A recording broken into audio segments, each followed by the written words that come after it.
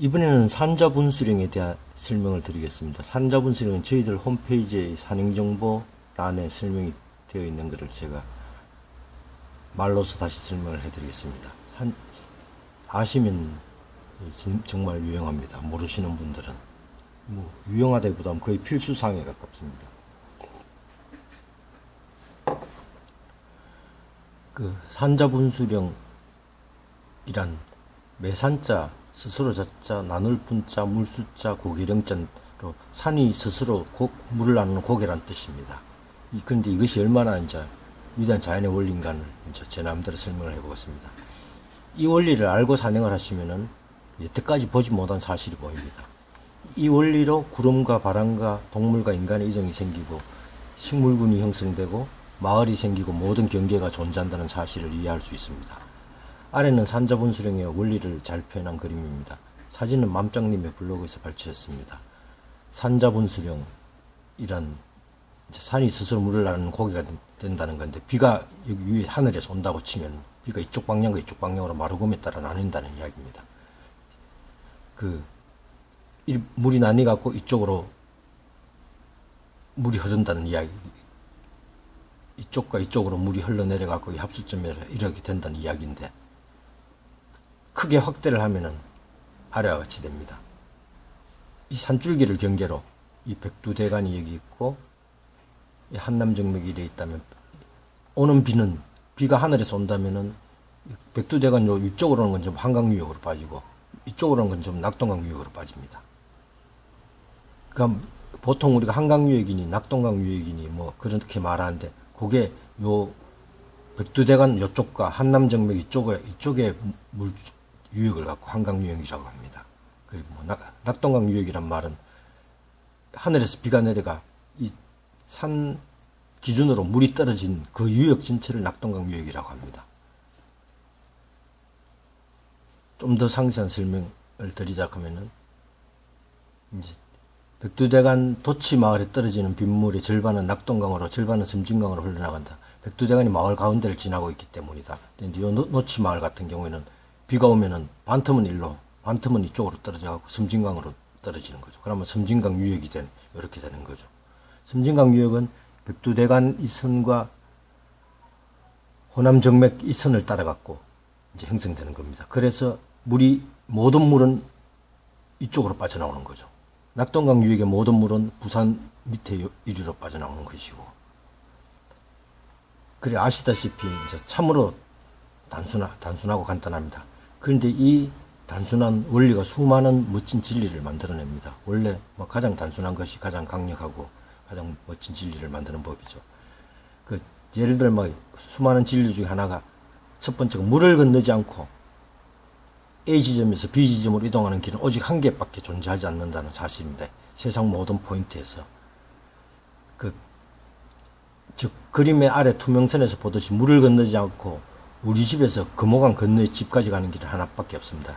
예를 들어가 저희 집이 여기 위치한다고 치면은, 물을 안 건너면 금호강이 있으니까 그 방법이 없겠죠. 그 물을 안 건너고 가는 방법은, 그러면 이리로 해갖고 초래봉 환성산으로 해갖고 팔공산으로 해가 팔공지맥을 타고 보현지맥을 타고 낙동정맥을 이렇게 타고 내려가다가 다시 비설지맥을 타고 쭉 와서 이 비설지맥 끝에서 청룡지맥으로 다시 해갖고 이쪽으로 가는, 세상 모든 A에서 B로 가는 모든 포인트는 물을 건너지 않고 하나밖에 없다는 것입니다.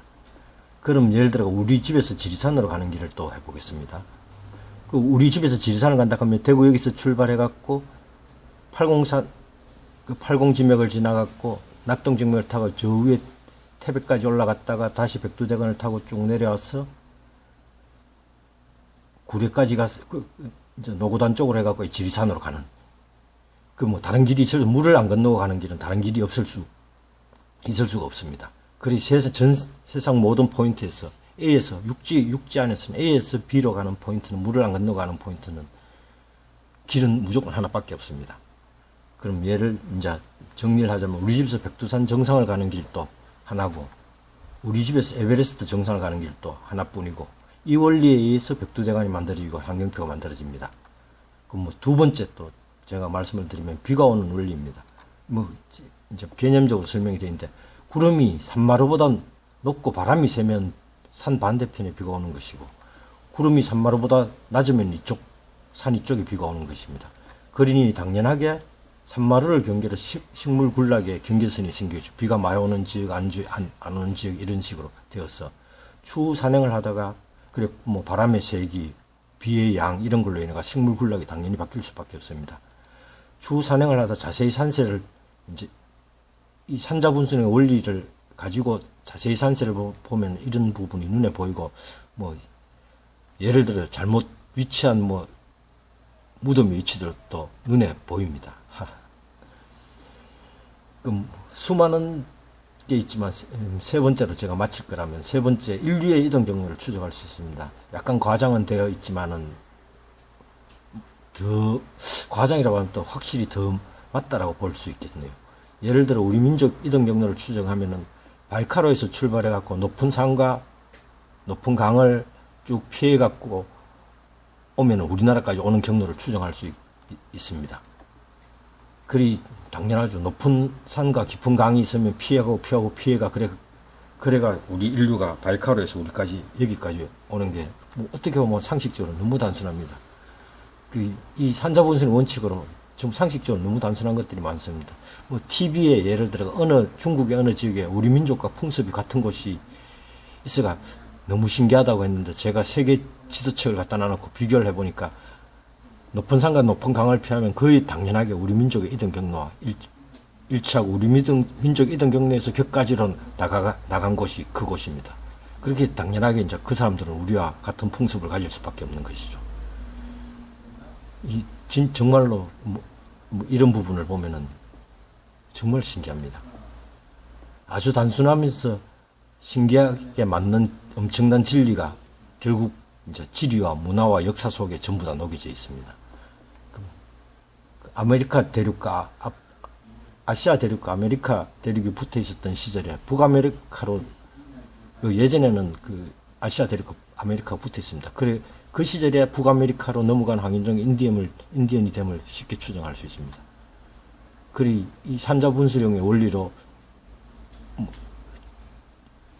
하면은 지리, 문화, 역사 속에서 뭐 추정이라든지 상상 같은 걸 완전 현저한 다른 방향으로 엄청나게 해볼 수 있습니다. 마지막으로 홍밀거리로 백두산 천지 이야기입니다. 뭐 압록강, 두만강의 발원지가 천지라는데 그건 완전 거짓말입니다. 압록강 완전 거짓이고, 만약에 그렇다면 우리는 그 압록강, 두만강이 섬나라가 되어버린다고 되어 있는데, 실제로는 이게 거짓말이고 이 밑에 그림이 맞습니다. 천지의 물은 장백폭포에 가고 송화강으로 빠져나갑니다.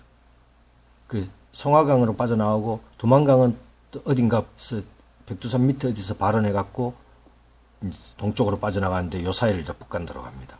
그리고 압록강은 그 백두산 왼쪽에서 발원해갖고 이렇게 빠져나갑니다.